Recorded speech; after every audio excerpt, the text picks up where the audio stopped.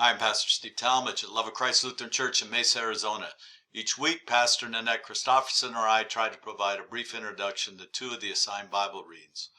We're going to look at the Old Testament first lesson for Sunday, July 5th, 2026. It's out of Zechariah chapter 9, verses 9 to 12. This section of Zechariah is where the prophet is speaking about the coming ruler of God's people. So we're going to go through the text and then kind of explain it. So Zechariah starts out, "Rejoice greatly, O daughter Zion. Shout aloud, O daughter Jerusalem. See, your king comes to you. Triumphant and victorious is he, humble and riding on a donkey, on a colt, the foal of a donkey." Now, for some of us, this passage should ring a bell. I have a picture here of Jesus on Palm Sunday because that scripture is part of the fulfillment text of Jesus processing into Jerusalem at the beginning of Holy Week, being humble and riding on a donkey, on a colt, the foal of a donkey. Verse 10, commander of peace, he will cut off the chariot from Ephraim, and the war horse from Jerusalem, and the battle bow or battle bow shall be cut off. And he shall command peace to the nations. His dominion shall be from sea to sea, and from the river to the ends of the earth. So we see the one coming is coming as a commander of peace. War will finally be over.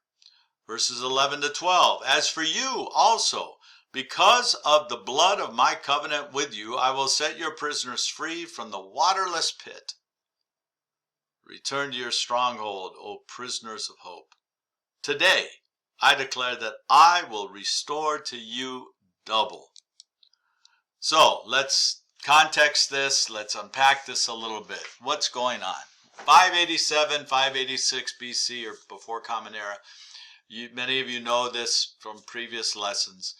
Babylon destroys Jerusalem, tears down the walls, destroys the temple on their way to Egypt. And the best and the brightest are hauled off into captivity and exile. And it's basically the end of the earlier history of David uniting the 12 tribes into one nation. Solomon comes, and after Solomon's death, there's a civil war. 10 tribes split off from 2 southern tribes.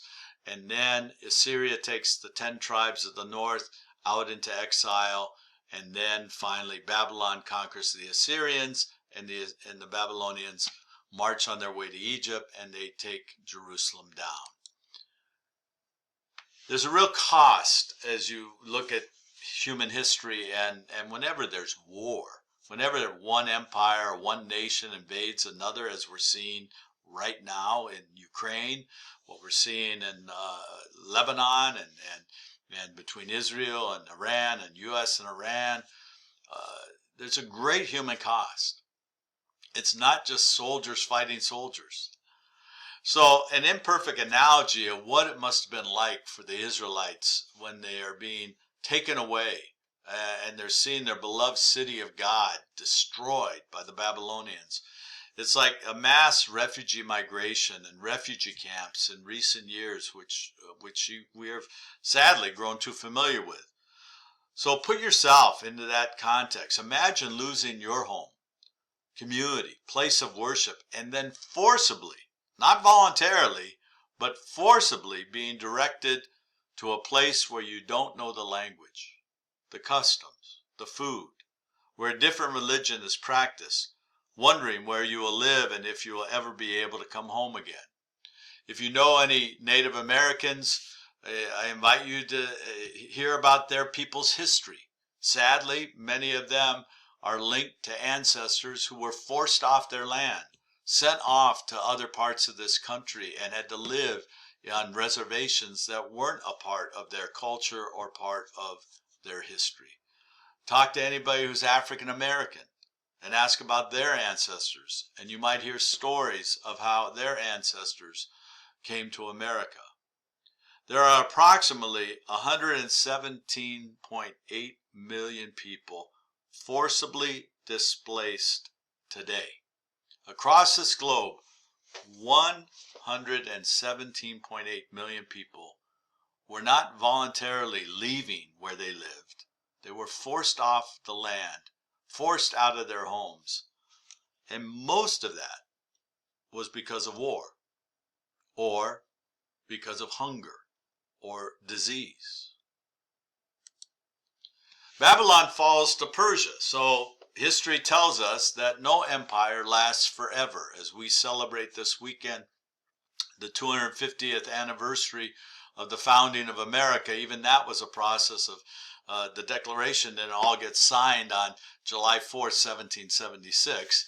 It was a process, and this nation has been evolving ever since.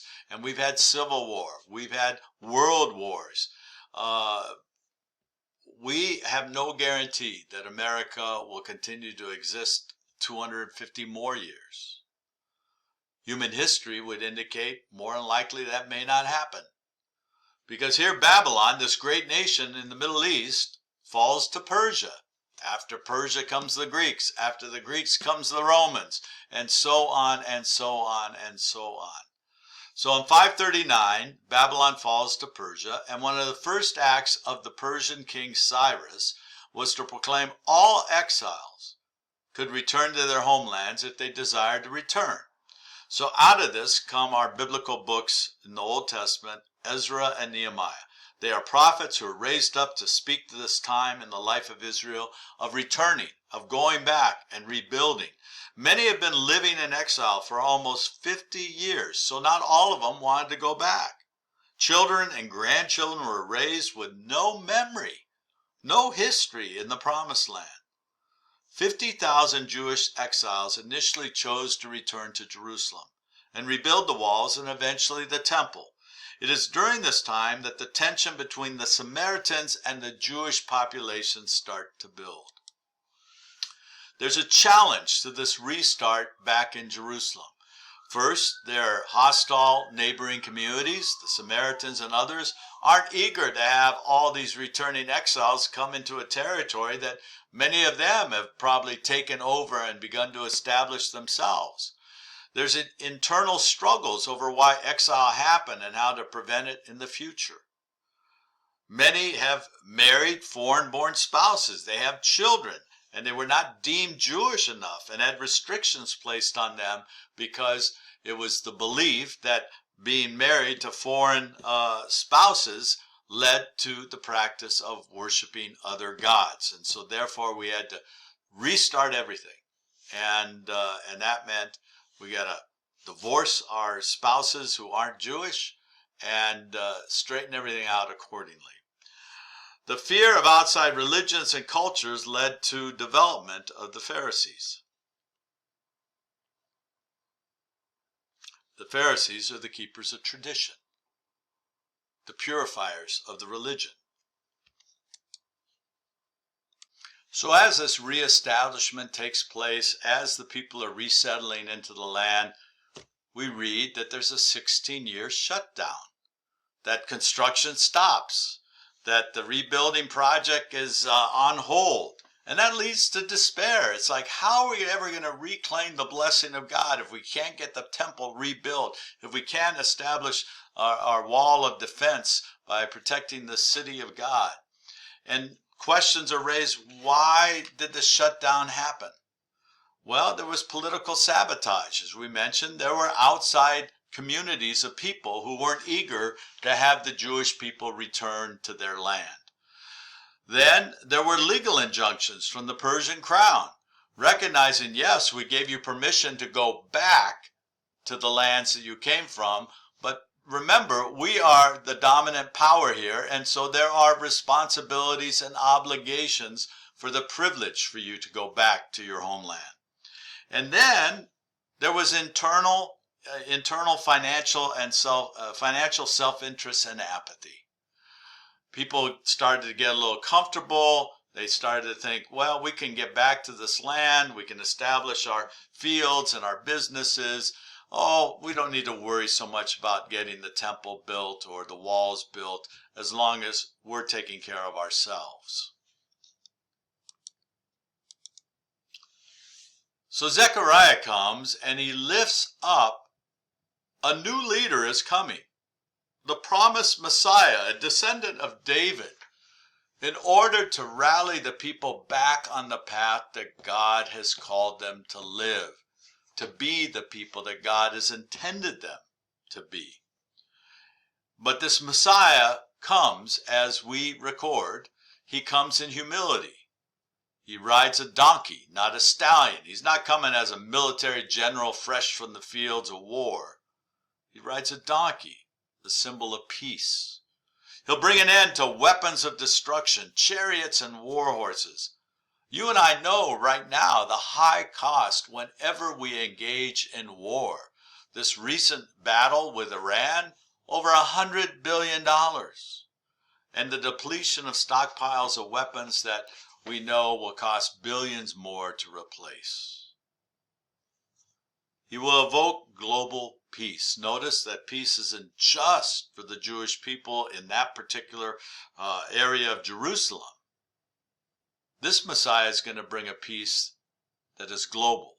And war is going to come to an end. The displacement of people is going to come to an end. And people are going to discover the blessing of God's love for the whole world. Which leads to how we as Christians historically have seen this text and why it's incorporated into our Christian understanding of Jesus. Zechariah points to what Jesus acts out. So when he gets onto that donkey and rides into Jerusalem, it is very intentional. He's making a statement to his followers. He's making a statement to the Romans. He's making a statement to the Jewish leadership. He's making a statement to the world of what kind of Messiah he is. He comes as a leader who's going to bring people into reconciliation with God. He's going to bring peace among people by the power of forgiveness. And he's going to demonstrate the humility that God invites all of us to have by offering himself up for the sake of others. So they'll never doubt God's commitment to them, God's love for them. Well, thanks for watching. God bless.